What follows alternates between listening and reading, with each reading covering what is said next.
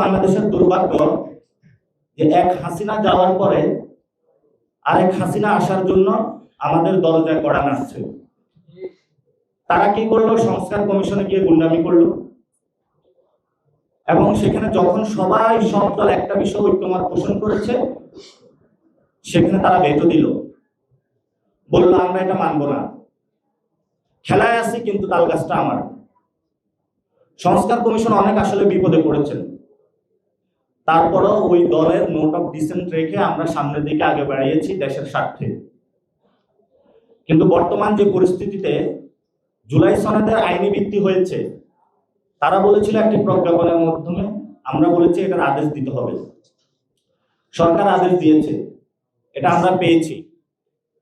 সাথে সাথে আমরা জানিয়েছিলাম যে ডক্টর ইউনূস দিতে হবে, শাহাবুদ্দিন চুপ্পু এটা দিতে পারবে না। ফলত আমরা জুলাই সনদের আইনি ভিত্তি পেয়েছি, কিন্তু নৈতিক ভিত্তি জায়গাটা আমরা পাইনি।